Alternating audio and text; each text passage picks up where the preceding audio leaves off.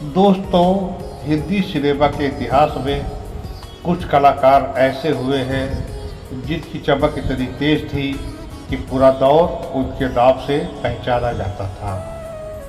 लेकिन वक्त का पहिया घूमता है और कभी कभी वही सितारे गुमनामी के अंधेरे में खो जाते हैं। आशरों की यादों में हम याद करेंगे एक ऐसी अभिनेत्री को जिसने हिंदी फिल्मों में ग्लैमर, आत्मविश्वास और आधुनिकता की नई पहचान बनाई, लेकिन जिनकी निजी जिंदगी दर्द, तन्हाई और अधूरी खुशियों से भरी रही। यह कहानी है अभिनेत्री नादिरा की। 5 दिसंबर 1931 मुंबई के एक बगदादी यहूदी परिवार में एक बच्ची ने जन्म लिया। नाम रखा गया फ्लोरेंस एजिकियल। उस समय किसी ने नहीं सोचा था कि यह बच्ची एक दिन हिंदी सिनेमा की सबसे चर्चित अभिनेत्री में गिनी जाएगी। फ्लोरेंस का व्यक्तित्व शुरू से ही अलग था। उनमें आत्मविश्वास था, आधुनिक सोच थी और एक ऐसा आकर्षण था जो लोगों को तुरंत प्रभावित कर देता था। 1950 के दशक में भारतीय सिनेमा तेजी से बदल रहा था। इसी दौरान उनकी मुलाकात फिल्मी दुनिया से हुई।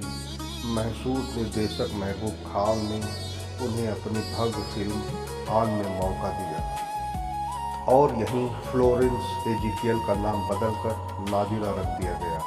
आन केवल एक फिल्म नहीं थी, यह नादिरा के जीवन का नया जन्म था। 1955 में एक फिल्म आई, श्री 420। फिल्म में राज कपूर और नरगिस मुख्य भूमिका में थे, लेकिन एक किरदार ऐसा था जिसने दर्शकों का ध्यान अपनी ओर खींच लिया। यह किरदार था माया, और माया ने बनी थी नादिरा।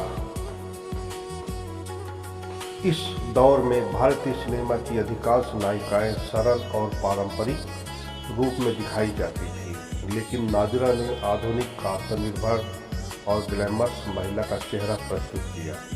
यह किरदार इतना लोकप्रिय हुआ कि आज भी भारतीय सिनेमा के सबसे यादगार पात्रों में गिना जाता है। अब नादिरा सफलता के शिखर पर थी। उनके पास फिल्मों की कमी नहीं थी। निर्माता और निर्देशक उन्हें अपनी फिल्मों में लेना चाहते थे। उनकी स्क्रीन उपस्थिति इतनी प्रभावशाली थी कि कभी कभी दर्शकों को मुख्य कलाकारों से ज़्यादा नादिरा याद रह जाती थी।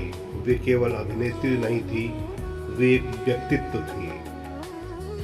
हर चमक के पीछे एक कहानी होती है और नादिरा की कहानी भी इससे अलग नहीं थी। पर्दे पर सफल दिखने वाली यह अभिनेत्री निजी जीवन में खुश नहीं थी।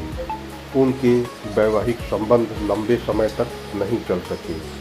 जीवन में वह स्थिरता नहीं मिली जिसकी हर इंसान को तलाश होती है, और धीरे धीरे सफलता के बीच भी अकेलापन बढ़ने लगा। 1975 में फिल्म जूली रिलीज हुई।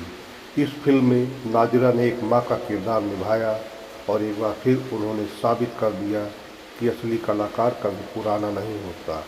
इस भूमिका के लिए उन्हें फिल्म फेयर पुरस्कार भी मिला। यह उनकी दूसरी बड़ी सफलता थी। लेकिन समय किसी के लिए नहीं रुकता। नए कलाकार आए, नई पीढ़ी आई और धीरे धीरे फिल्मी दुनिया बदल गई। जो लोग कभी उनके आसपास रहते थे, वो लोग अब कहीं दिखाई नहीं देते थे। एक समय की सुपर स्टार अभिनेत्री अब यादों के सहारे जीवन जी रही थी। 9 फरवरी 2006 को नादिरा इस दुनिया को छोड़कर चली गई, लेकिन कलाकार कभी सचमुच नहीं मरते, वे अपनी कला में जीवित रहते हैं और नादिरा आज भी अपनी फिल्मों के माध्यम से हमारे बीच मौजूद हैं।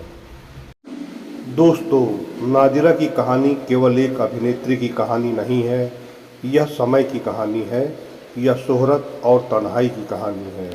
यह हमें याद दिलाती है कि जीवन में तालियों की गूंज से अधिक महत्वपूर्ण वे लोग होते हैं जो मुश्किल समय में हमारे साथ खड़े रहते हैं।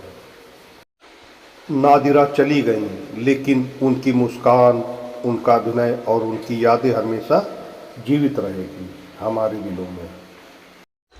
मैं हूं आपका दोस्त और आप देख रहे हैं सुरों की यादें, जहां हम फिर से जीवित करते हैं भारतीय सिनेमा के सुनहरे दौर की अमर यादों को। अगले एपिसोड में हम मिलेंगे एक और भूली बिसरी सितारों की अनकही कहानी के साथ। नमस्कार।